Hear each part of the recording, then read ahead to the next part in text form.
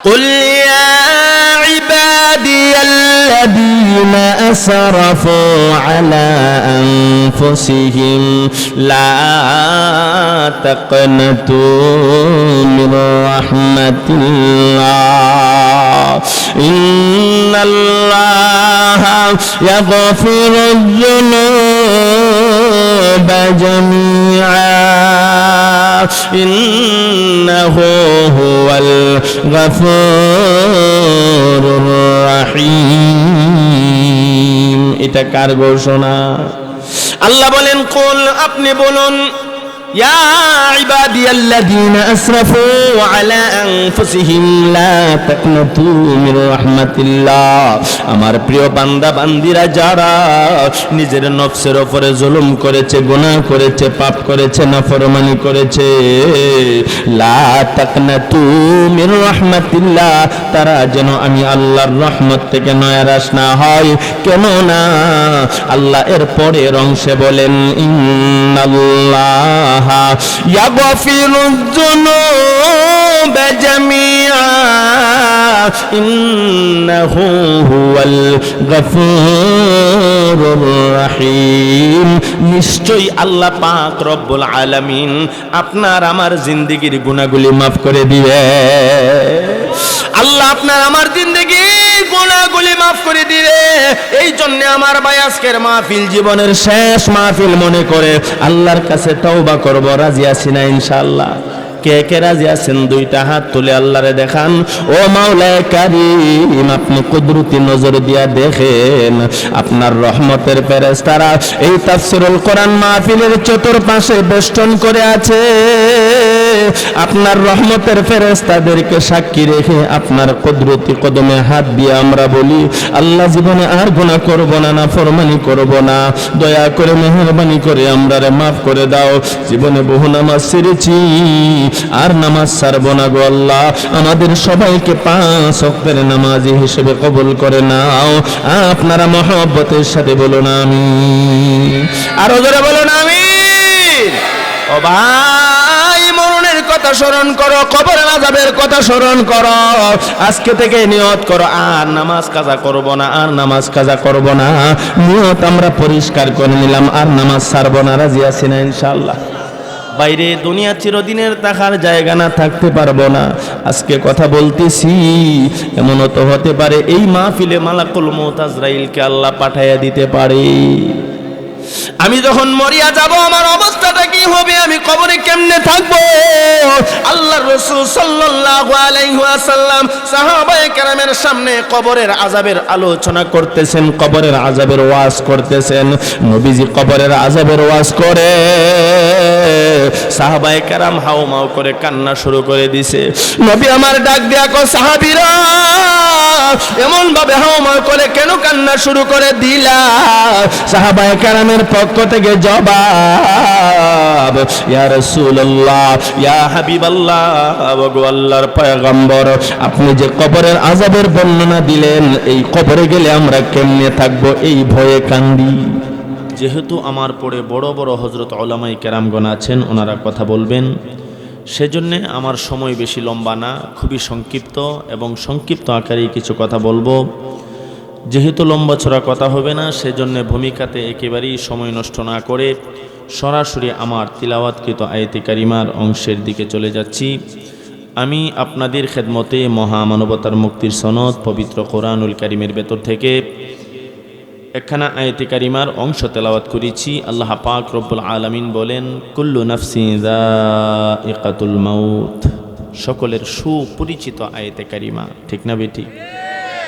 আমার তো মনে হয় না এখানে যারা আছেন কেহ এমন আছেন যে এই আয়াতে কারিমার অংশটুকুন আপনি শুনেন নাই, ঠিক না বেটি? আমি আপনাদেরকে এমন কিছু কথাই বলবো যেই কথাগুলিও আপনারা বারবার শুনতেছেন, এরপরও আমাদের পরিবর্তন হচ্ছে না। শুধু আমি আপনাদেরকে স্মরণ করিয়ে দিতে চাইব, ও ভাই, এই পৃথিবীতে আপনি আমি ছিলাম না, আজকে আছি, সামনের সময় আসতেছে থাকবো না। এটা কি আমার কথা না? আল্লাহ নিজে বলছেন। এই পৃথিবী থাকার জায়গা না, এই পৃথিবীতে আপনি আমি কেউই থাকতে পারবো না। কুল্লু নাফসিন যায়িকাতুল মাউত, প্রত্যেকটা প্রাণী মরণশীল মৃত্যুর স্বাদ গ্রহণ করতেই হবে, মরতেই হবে। মরণ থেকে আপনি আমি কেউই বাঁচতে পারবো না। যেহেতু মরণ থেকে আপনি আমি কেউই রক্ষা পাবো না, মরতে হবে। তাহলে মরার পর যেখানে যাব সেই জায়গাটা যেন আমার জন্যে শান্তিময় হয়, এই চিন্তা চেতনা যাদের মাথায় আছে এরা হলো প্রকৃতপক্ষে জ্ঞানী। আর যেই জিনিসটার জন্য আমি পাগল হয়ে গেলাম, আপনি পাগল হয়ে গেলেন, বাড়ি গাড়ি নারী, আসলে এগুলি কিছুই আমার স্থায়ী থাকবে না। স্থায়ী যেখানে আমার বাসস্থান হবে, আর সেই জায়গার জন্য যদি আমি কিছু করতে পারি তাহলে তো আমি মেধাবী, আমি জ্ঞানী। এখন ঠিক না ঠিক? আমরা সকলে জানি এই দুনিয়া চিরদিন থাকার জায়গা না, থাকতে পারবো না। এমনকি এমন একটা সময় ছিল দুনিয়াতে আপনি আমি ছিলামই না।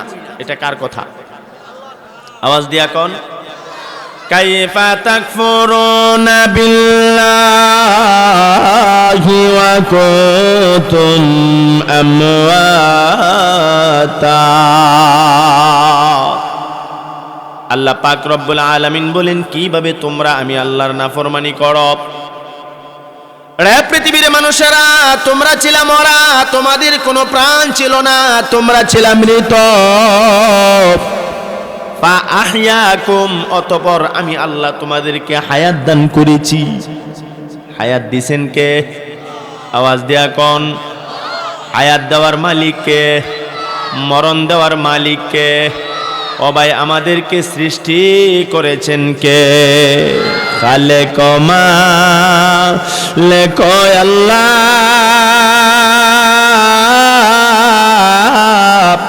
পাক পরওয়ার। খালেক মালিক আল্লাহ, পাক পরওয়ার। সবকিছু করিতে পারো কুদরতে তোমার। সবকিছু করিতে পারো কুদরতে তোমার। ঠিক না বেঠি? এ যুবক ভাই, মুরব্বী বাবা, এ আমার পর্দার আলের মা, অন্তরের কান লাগাইয়া কথাগুলি শোনো। আমার খালিক আমার আল্লাহ, আমার মালিক আমার আল্লাহ, হায়াত দেওয়ার মালিক আল্লাহ, জীবন দেওয়ার মালিক আল্লাহ। এই দুনিয়াতে তুমি আমি কেহই ছিলাম না, আল্লাহ পাক বড় দয়া করে মায়া করে জীবন দিয়েছেন। তবে এই জীবনটা চিরদিনের জন্য নয়। আবার আপনার আমার সামনে মরণ আসেনি না নাই? সুম্মা ইউমীতুকুম, আপনি আমি দুনিয়া ছেড়ে চলে যাব। ও ভাই, দুনিয়া ছেড়ে চলে যাওয়ার পর আপনি আমাকে কোথায় রাখা হবে? আওয়াজ দিয়া কোন না? এই দুনিয়া চিরদিন থাকার জায়গা না। আপনি আমি কেহই থাকতে পারবো না। যখন মালাকুল মউত আজরাইল আপনার আমার সামনে দাঁড়িয়ে যাবে, আর যখন আপনার আমার জানটা বের হয়ে যাবে, আপনার আমার রহটা যখন কবজ হয়ে যাবে, দুনিয়ার মানুষ তখন আমাকে আর নূরে আলম আশরাফি বলবে না। আজকের মাহফিলের সভাপতি মাওলানা বেলাল হোসেন সাহেবকে আর বেলাল বলবে না। ও ভাই, আপনারা যারা আছেন সকলেরই একটা একটা করে নাম আছে। যখন প্রাণ বায়ুটা আপনার রহটা বের হয়ে যাবে, জানটা কান্দানো হয়ে যাবে, তখন আর নাম ধরে কেউ ডাকবে না, বরং বলতে থাকবে, লাশ তারে জলদি করে ঘর থেকে বের করো এবং তাকে গোসল করায়া কবরে শোয়া দেওয়া তাড়াতাড়ি দরকার। লাশ বেশিক্ষণ সময় রাখা যাবে না, জলদি করে তারে ঘর থেকে বের করিয়া দাও। বড় আশ্চর্য এবং পরিতাপের বিষয়, যেই ঘরের জন্য আমি এত কষ্ট করলাম, আমার মাথার গাম পায়ে জড়াইয়া টাকা ইনকাম করে এত সুন্দর বিল্ডিং আর ঘর আমি বানাইলাম, যখন আমার রোহটা বের হয়ে যাবে, সকলে বলতে থাকবে জলদি করে তারে ঘর থেকে বের করে দাও। ঠিক না বেটি? এ যুবক ভাই, মুরব্বী বাবা, আমার পর্দার আলের মা, মন দিয়া অন্তরের কান লাগাইয়া কথাগুলি শোনো। আজকে যেই ঘরের জন্য তুমি পাগল, আমি পাগল, এই ঘরের ভেতরে তোমার আমার রূহটা যখন বের হয়ে যাবে, দুনিয়ার মানুষ সবাই বলতে থাকবে জলদি করে ঘর থেকে বের করো, জলদি করে গোসলের ব্যবস্থা করো, জলদি করে কবরে শুয়াইয়া মাটি চাপা দেওয়া দরকার। তোমার নামটা দিবে না, বলবে লাশ জলদি ঘর থেকে বের করো। সন্তান গিয়া বলবে বাবা তুমি আমার এতিম বানায়া চলিয়া গেলা, এখন আমার কি অবস্থা হবে? বিবি গিয়া বলবে স্বামী গো তুমি যে চলে গেলা, আমাদেরকে জনমের মতো এতিম করিয়া আমরা এখন কেমনে চলবো? ভাই ডাক দিয়া বলবে ভাই তুমি যে চলে গেলা, এখন সমাজে আমি কেমনে চলবো? সকলে বলতে থাকবে আমরা এতিম বানাইয়া তুমি চলিয়া গেলা, কিন্তু আপনি জানেন না কবর কি খবর কে হায় রিসালাতে উল্লেখ করা হয়। কবরবাসী এই মুর্দারও তখন কান্দা কান্দা করে করে বলে তোমরা বলতেছো তোমরা এতিম, আসলে তোমরা এতিম না, আমি হলাম সবচেয়ে বড় এতিম। সন্তান দেখে দেখে বলবে বাবা আমার এতিম বানাইয়া তুমি কোথায় যাও? বাবা তখন কান্না করে করে বলবে রে সন্তান তুমি এতিম না, তোমারে দেখার মতো তোমার মা আছে, তোমার ভাই আছে, আমার আত্মীয় স্বজন আছে। আমি যে দুনিয়া ছেড়ে চলে গেলাম, এই জগতে অন্ধকার কবরে আমার দেখার মতো কেউ নাই, আমি সবচেয়ে বড় এতিম। এই মুর্দারকে যখন ঘর থেকে বের করা হবে, হাউমাউ করে কান্না শুরু করে দিলে আমারে ঘর থেকে বের করিস না, এই ঘর বড় আমি শখ করে বানাইছি, আমারে ঘর থেকে বের করিস না, আমি ঘর থেকে যাব না। ও ভাই আমি যতই কান্না করি আমারে তো আর কেউ ঘরে রাখবে না। খবর কি খবর কে হাই রিসালাতে উল্লেখ করা হয়, এই কবরবাসীকে যখন ঘর থেকে বের করে দিবে তখন চতুর্দিকে পাল টানা কাপড় টানা যখন গোসল দিবে, নাকের মধ্যে কানের মধ্যে তোলা দিয়া বড়ই পাতা গরম পানি দিয়া যখন গোসল দিবে, কসকসা বান্ধিয়া যখন শরীরে মাখবে, আল্লাহর বান্দা এই কবরবাসী হাওমাও করে কান্না করবে আর বলবে আমারে জোরে ধরিস না, আমাকে বেতা দিয়া তোমরা গোসল দিও না, আমি বেতা সইতে পারি না। এবার অন্তরের কান লাগায় কথাগুলি শোনো, শেষবারের মতো নাকে কানে তোলা দিয়া যখন এই বড়ই পাতা গরম পানি দিয়া গোসল দিবে, এই মুর্দার তখন হাউমাউ করে কান্না করে আর বলবে আমারে তোমরা কষ্ট দিও না, তুমি তো মরবা দুনিয়া থেকে বিদায়। তখন কবরবাসী লক্ষ্য করে দেখবে নিজের পেটের সন্তান, নিজের আদরের সন্তান নিজেকে কবরে রাখতেছে, নিজের ভাই বেরাদর নিজেকে কবরে রাখতেছে, তখন হাউমাউ করে কান্না করবে আর বলবে আমারে কবরে দিস না, আমি একা একা কবরে থাকতে পারবো না। এ ভাই কান্না করলে কি হবে? দুনিয়ায় কেউ তো এই কবরবাসীর কান্না শুনতে পাইবে না। কবরবাসী হাউমাউ করে কান্না করবে আর সন্তানকে লক্ষ্য করে বলবে রে আমার কলিজার টুকরা সন্তান, আমারে তুই কবরে দিয়া যাইস না। ভাইদেরকে ডেকে ডেকে বলবে আমারে কবরে দিস না, আমি এই কবরে একা একা কেমনে থাকবো? যেই কবরের সাথী নাই জান্নাতি নাই। ও ভাই বললে কি হবে, দুনিয়ার মানুষ তো তার কান্না শুনবে না, তার চিৎকার শুনবে না, কেউ তো তাকে বাঁচাবে না। কবরের শোয়া যখন দেওয়া হবে, নিজের আত্মীয় স্বজন মাটি চাপা দিয়া, ও আমার ভাই বাঁশের চাউনি দিয়া যখন তার কবরে পাড়া দিয়া দিয়া মাটি চাপাতে থাকবে, তখন সে কান্না করবে আর বলবে এই দুনিয়ার সব কিছু মিছা। আমার ঘর আমার মিছা, আমার বাড়ি আমার মিছা, আমার ভাই আমার ছেলে আমার বিবি সব আমার জন্য মিছা, তথা পুরা দুনিয়ার সব কিছু মিছা। আমি তো মিছা মিছি জিন্দিগি খাতায় আসলাম, আমি কেন নেক আমল করলাম না, আমি সময় থাকতে কেন নেক আমল করলাম না, আমি কেন ইবাদত করলাম না, আমি কেন নামাজ পড়লাম না, আমি কেন আল্লাহর কুদরতি কদমে সেজদা দিলাম না। তখন হাই আফসোস করলে আর কোনো লাভ হবে না, ঠিক না বেটি? বলতে থাকবে এই দুনিয়া মিশামিশি, এই দুনিয়া মিশামিশি, জোরে হল ঠিক না বেটি? এজন্য কোন বুজুর্গ বলেন মিশামিশি কাটাইলাম জিন্দেগি, ঠিক না বেটি? মিশামিশি কাটাইলাম আল্লাহ জিন্দেগি,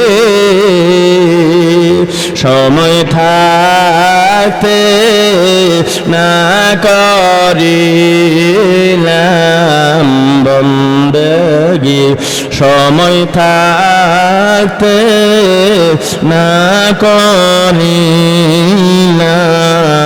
বন্দেগি, ঠিক না বেঠি? ও আমার ভাই বলতে থাকবে সময় থাকতে কেন আমি বন্দিগি করলাম না, এই বাড়ি এই ঘর এই কিছুই সম্পদ আমার না, ঠিক না বেটি? কার বাবারি কার বাগর কার বাকি, কন্যা সবাই কার বাবারি কার বাগর কার বাকি, অন্ধকার কবর হবে বসতি, অন্ধকার কবর হবে বসতি, ঠিক না বেটি? এই দুনিয়া মুসাফির খানা মুমিন জানো না, কন্যা সবাই এই দুনিয়া মুসাফির খানা মুমিন জানো না, কত মানুষ আইল গেল রইল না, কত মানুষ আইল গেল রইল না, ঠিক না বেটি? এ যুবক ভাই মুরব্বী বাবা ও আমার পর্দার আলের মা, কত মানুষ দুনিয়াতে আসলো আর চলিয়া গেল, কেউ রইল না। এর মানে তুমি আমি কেউই থাকতে পারবো না। আজকে দুনিয়ার জন্য পাগল হয়ে গেলাম, গাড়ি একটা কিনলাম, এটা বিক্রি করে আরো সুন্দর গাড়ি কিনতে পারি, সেই চিন্তা আমার মাথায়। বাড়ি বানাইলাম, আরো সুন্দর বাড়ি বানানো দরকার। সম্পদ জোড়াইলাম, আরো সম্পদ আমার দরকার। ও আমার ভাই, আমার দরকার, আমার দরকার। আমি কেন এই কথা বুঝি না? এই সব কিছু আমার না, আমি নিজেই তো আমার না, ঠিক না বেঠি? আমি তো আমার নাই, কিছুই আমার না, সব কিছু পর। একমাত্র আপন হবে আমার ঈমান আর নেক আমল। আল্লাহর রাসূল বলেন, রে উম্মতের দল, দুনিয়া থেকে যখন বিদায় হয়ে যাইবা, অন্ধকার ঘর কবরে ঘুমাইবা, ঈমান নামক দৌলত আর নেক আমল সঙ্গে নিয়ে যাইবা, কবর জান্নাতের বাগান হয়ে যাবে। সুবহানাল্লাহ। অন্ধকার করো কবর কারো কারো জন্য জান্নাতের বাগান হয়ে যাবে, আবার কারো কারো জন্য জাহান্নামের গর্ত হয়ে যাবে। কার জন্য কবর জান্নাতের বাগান আর কার জন্য জাহান্নামের গর্ত। নবী বলেন আল কবর রাউযাতুম মিন রিয়াজিল জান্নাহ আও হুফরাতুম মিন হুফারিন নার আও কামা ক্বালান নবী আলাইহিস সালাতু ওয়াস সালাম।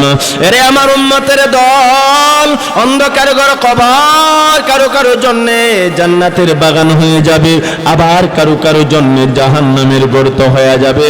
যেই মানুষটা ঈমান নামক দৌলতার নেক আমল নিয়ে কবরে যাবে তার জন্য কবর জান্নাতের বাগান হয়ে যাবে।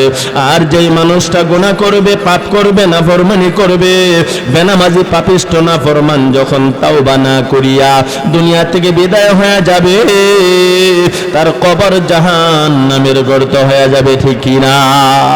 এ ভাই, তুমি যে দুনিয়া থেকে বিদায় হইবা তোমার কবর জান্নাতের বাগান হবে নাকি জাহান্নামের গর্ত হবে?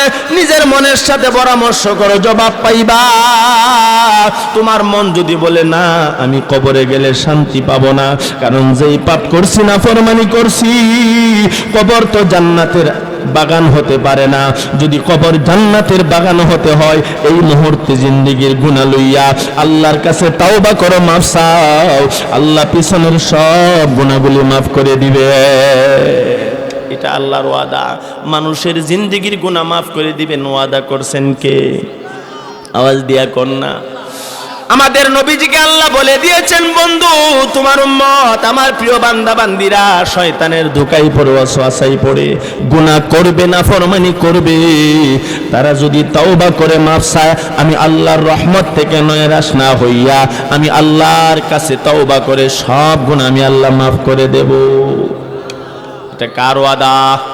আওয়াজ দিয়া কোন। কুল ইয়া ইবাদিয়াল্লাযীনা আসরাফু আলা আনফুসিহিম লা তাকনাতু মির রাহমাতিল্লাহ ইন্নাল্লাহা ইয়াগফিরুয যুনুবা জামিআ ইন্নাহু হুয়াল গফুরুর রহিম। এটা কার ঘোষণা? আল্লাহ বলেন কুল, আপনি বলুন, ইয়া ইবাদিয়াল্লাযীনা আসরাফু আলা আনফুসিহিম লা তাকনাতু মির রাহমাতিল্লাহ। আমার প্রিয় বান্দা বান্দিরা যারা নিজের নফসের উপরে জুলুম করেছে, গুনাহ করেছে, পাপ করেছে, নাফরমানি করেছে, লা তাকনাতু মির রাহমাতিল্লাহ, তারা যেন আমি আল্লাহর রহমত থেকে নয়রাশ না হয়। কেন না? আল্লাহ এর পরের অংশে বলেন ইন্নাল্লাহ ইয়াগফিরুয যুনুবা জামিআ ইন্নাহু হুয়াল গফুরুর রহিম। নিশ্চয়ই আল্লাহ পাক রব্বুল আলামিন আপনার আমার জিন্দেগীর গুনাহগুলি মাফ করে দিবে। আল্লাহ আপনার আমার জিন্দেগীর গুনাহগুলি মাফ করে দিবে। এই জন্য আমার ভাই আজকের মাহফিল জীবনের শেষ মাহফিল মনে করে আল্লাহর কাছে তওবা করব। রাজি আছি না ইনশাআল্লাহ? কে কে রাজি আছেন? দুইটা হাত তুলে আল্লাহরে দেখান। ও মাওলায়ে কারীম, আপনি কুদরতি নজর দিয়া দেখেন আপনার রহমতের ফেরেশতারা এই তাফসীরুল কোরআন মাহফিলের চতুর্পাশে বেষ্টন করে আছে। আপনার রহমতের ফেরেশতাদেরকে সাক্ষী রেখে আপনার কুদরতি কদমে হাত দিয়ে আমরা বলি, আল্লাহ জীবনে আর গুনাহ করব না, নাফরমানি করব না, দয়া করে মেহেরবানি করে আমরারে মাফ করে দাও। জীবনে বহু নামাজ ছেড়েছি, আর নামাজ ছাড়ব না গো আল্লাহ। আমাদের সবাইকে 5 ওয়াক্তের নামাজি হিসেবে কবুল করে নাও। আপনারা মহব্বতের সাথে বলুন আমিন। আরো জোরে বলুন আমিন। ও ভাই, মরণের কথা স্মরণ করো, কবরের আযাবের কথা স্মরণ করো। আজকে থেকে নিয়ত করো আর নামাজ কাজা করব না, আর নামাজ কাজা করব না। নিয়ত আমরা পরিষ্কার করে নিলাম, আর নামাজ ছাড়ব না। রাজি আছি না ইনশাআল্লাহ? বাইরে দুনিয়া চিরদিনের থাকার জায়গা না, থাকতে পারবো না। আজকে কথা বলতেছি, এমনও তো হতে পারে এই মাহফিলে মালাকুল মউত আজরাইলকে আল্লাহ পাঠাইয়া দিতে পারে। আমি যখন মরিয়া যাব আমার অবস্থাটা কি হবে, আমি কবরে কেমনে থাকবো? আল্লাহর রাসূল সাল্লাল্লাহু আলাইহি ওয়াসাল্লাম সাহাবায়ে কেরামের সামনে কবরের আযাবের আলোচনা করতেছেন, কবরের আযাবের ওয়াজ করতেছেন। নবীজি কবরের আযাবের ওয়াজ করে সাহাবায়ে কেরাম হাউমাউ করে কান্না শুরু করে দিছে। নবী আমার ডাক দিয়া কয়, সাহাবীরা এমন ভাবে হাউমাউ করে কেন কান্না শুরু করে দিলা? সাহাবায়ে কেরামের পক্ষ থেকে জবাব, ইয়া রাসূলুল্লাহ, ইয়া হাবিবাল্লাহ, ওগো আল্লাহর পয়গম্বর, আপনি যে কবরের আযাবের বর্ণনা দিলেন, এই কবরে গেলে আমরা কেমনে থাকবো এই ভয়ে কান্দি। অথচ যে সাহাবায়ে কেরামকে আল্লাহ দুনিয়াতে জান্নাতের সার্টিফিকেট দিল, দুনিয়া থেকে জান্নাতের সার্টিফিকেট পাইয়াও কবরের আযাবের ভয়ে কাঁদছেনি না কান্দে নাই? কেন কানলো? এরা তো জান্নাতি। কেন কানলো? আম্মাজান খাদিজাতুল কুবরা রাদিয়াল্লাহু তাআলা আনহা কান্না করে হাওমা করে নবী আমার জিজ্ঞাসা করে, ও খাদিজা তুমি কেন কান্না করো? উম্মুল মুমিনিন খাদিজাতুল কুবরা রাদিয়াল্লাহু তাআলা আনহা জবাব দেয়ার বলে, নবী গো আমার ভয় হয়, আমি খাদিজা কবরে গেলে কেমনে থাকবো, কবরের আযাবের ভয়ে কান্দি। নবী আমার ডাক দেয়া কয়, খাদিজা আল্লাহ তো তোমার জাহান্নামের আগুনে জ্বালাবে না,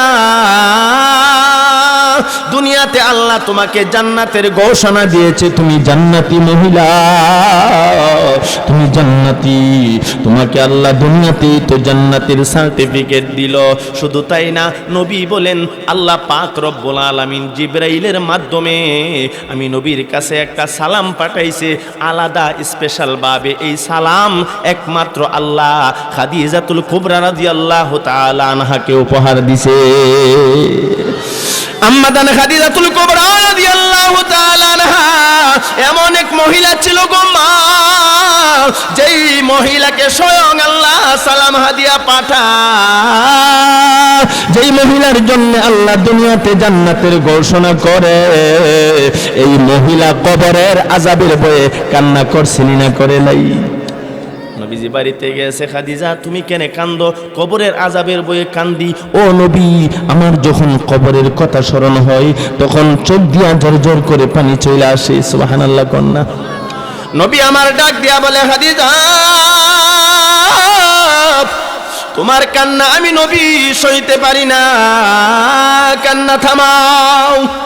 উম্মুল মুমিনিন খাদিজাতুল কুবরা রাদিয়াল্লাহু তাআলা আনহা নবীজির কাছে তিনটা দরখাস্ত করেছিল। এক নাম্বার, ওগো নবীজি আমি কান্না থামাবো, আপনি যদি আমার এই তিনটা দরখাস্ত কবুল করেন। আম্মাদান খাদিজাতুল কুবরা রাদিয়াল্লাহু তাআলা আনহা এই কথা বলার পর নবী বললেন, তোমার তিন দরখাস্ত আমি কবুল করে নিলাম, জলদি করে বলো তোমার দরখাস্ত কি কি? আমি কবুল করলাম, তবু কান্না থামাও। ও খাদিজা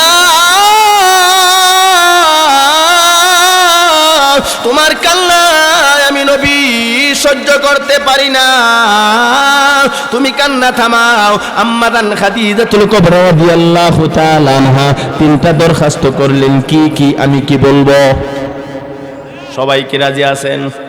আওয়াজ দিয়া কোন? তিনটা দরখাস্ত করেছেন। প্রত্যেকটা দরখাস্তর ভিতরেই কবরের আযাব থেকে বাঁচার জন্য চিন্তা, দুনিয়ার জন্য না পরকালের জন্য। তিনটা দরখাস্ত। এক নাম্বার, আম্মাদান খাদিজাতুল কুবরা রাদিয়াল্লাহু তাআলা আনহা বলেন, ইয়া রাসূলুল্লাহ, ইয়া হাবিবাল্লাহ, ওগো আল্লাহর পয়গম্বর, আমি খাদিজা যখন দুনিয়া থেকে বিদায় হয়ে যাব, আমার কাপনের কাপড়ের সাথে আপনার একটা কাপড় দিয়া দিবেন। কেন দিবেন? কারণ আছে না নাই? আওয়াজ দিয়া কন্যা, আমি কি কারণটা বলবো? সবাই রাজি আছেন? রাজি থাকলে একটু জিকির করেন, ইসমে জাতির জিকির, আল্লাহকে ডাকেন, আল্লাহ আল্লাহ আল্লাহ আল্লাহ আল্লাহ।